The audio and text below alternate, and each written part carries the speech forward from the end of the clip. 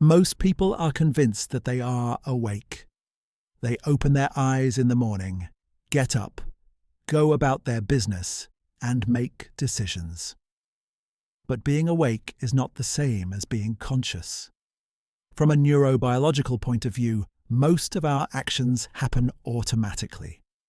Up to 90% of decisions are made by the brain based on habits, emotions, and patterns, even before we are aware of the choice. We react faster than we can think. This saves energy, but it robs us of our true presence. You can live your whole life with your eyes open and still not notice what is happening to you. You may think you are making choices, when in fact you are simply following learned scripts, social, cultural, familial. You may be confident that you are living, when in fact you are merely reproducing a familiar pattern of behavior day after day. Psychology calls this a state of autopilot, when your attention is scattered and your mind is preoccupied with the past or future, but not the present moment. If you are listening to this now and feel a slight discomfort, that is normal. This is exactly how it feels when your familiar picture of the world begins to crack. Most of a person's life is indeed spent on autopilot. Neuroscience shows that the brain constantly strives to conserve energy, so it automates everything it can. Thoughts arise on their own, as a response to past experiences. Emotions flare up before the mind has time to explain them. Reactions are triggered faster than awareness. You don't choose a thought. It just appears. You don't choose an emotion. It overwhelms you. You don't choose a reaction. You just act. Try to remember yesterday. Not events, not actions, but moments when you clearly realized, I am here. I feel. I am living this very moment. There are usually surprisingly few such moments. Autopilot is convenient. It reduces cognitive load. It makes the world predictable and safe. But this convenience comes at a price. When autopilot is in control for too long, you cease to be the author of your own life. You become merely the performer of a script written by habits, fears, and past experiences. And it is from this realization that awakening begins. Habit is not the enemy. It is an ancient survival tool built into the nervous system. Habits allow us to avoid overloading our consciousness, quickly navigate the world, and conserve energy. But when your whole life becomes a chain of habits, you gradually stop asking questions. Why am I here? Why am I doing this?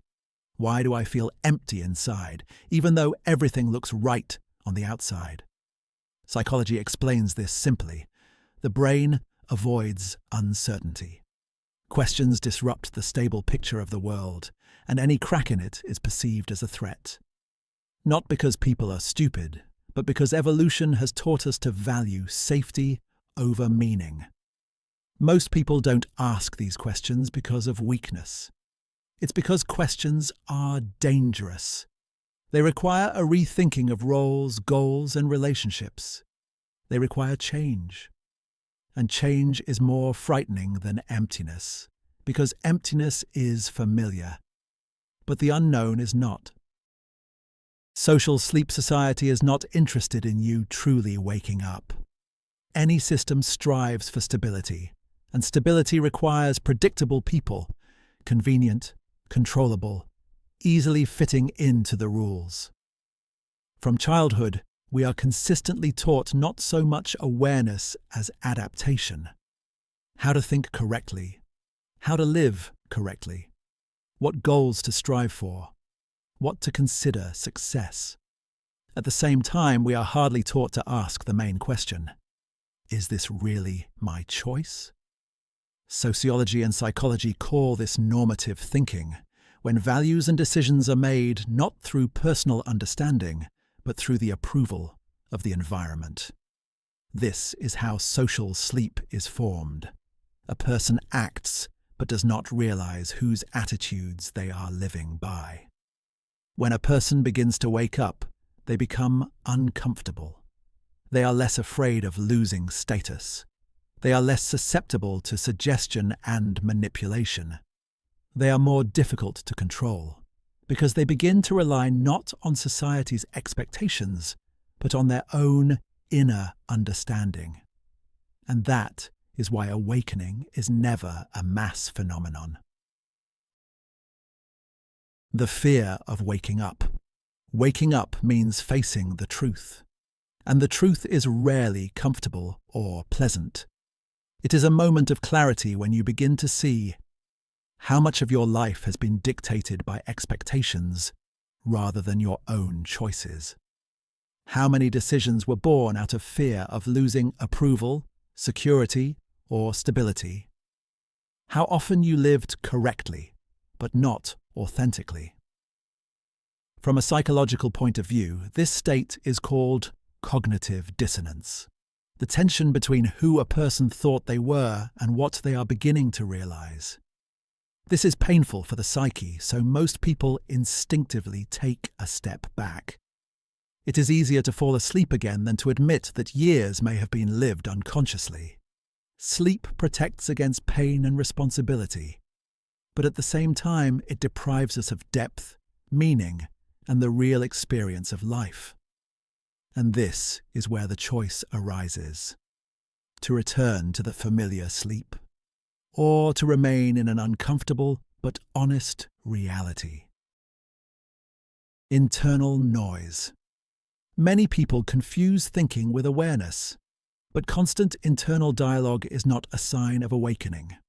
More often than not, it is a sign of noise. The brain constantly generates thoughts. It evaluates, compares, predicts, and defends. This is a useful survival mechanism, but it is not the same as presence. When you truly become aware of the moment, it becomes quieter inside. Thoughts do not disappear, they simply cease to be in control. You begin to notice them rather than follow them. Neuropsychology shows that in a state of conscious presence, the activity of the so-called passive mode network of the brain decreases. It is responsible for endless reflections on oneself, the past, and the future.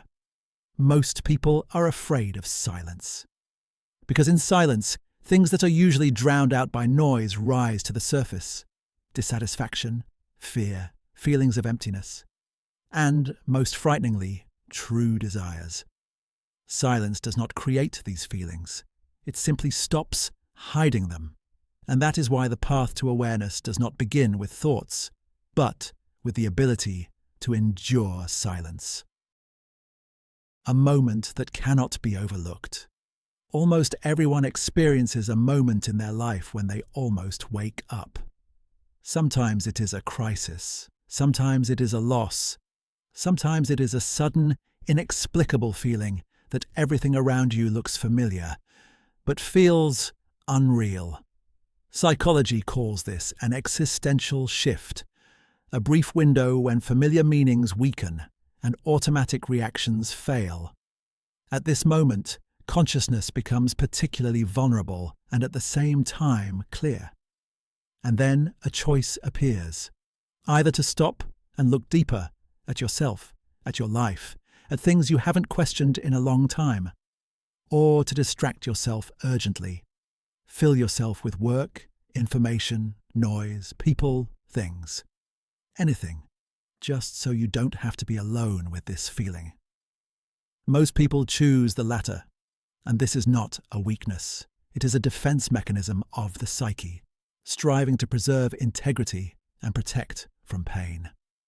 But there is one peculiarity.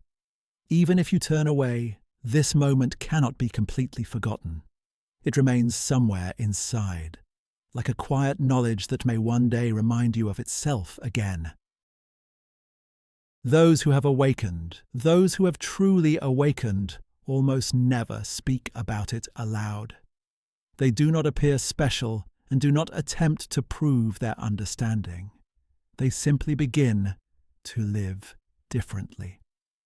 Less lying to themselves, less rushing, more silence, more inner honesty.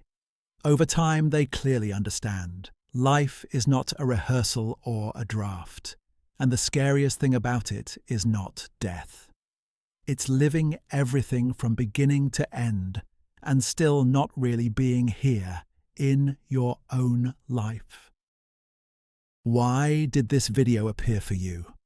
If you've listened to this point, ask yourself a simple question. Did you listen to it as background noise? Or did something inside you resonate?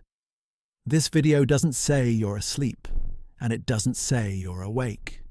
It just creates a pause. And sometimes a pause is enough for something to start changing. Most people never wake up. And perhaps there really is no tragedy in that. Everyone chooses the depth of life they are ready for. But if you sometimes feel that you want to live a little deeper, a little more honestly, a little more quietly, then your sleep is no longer complete. If you understand what this video is about, write just one word in the comments. Awake. No explanation needed. And if you feel a strange tension or silence inside, then you have asked yourself the right question.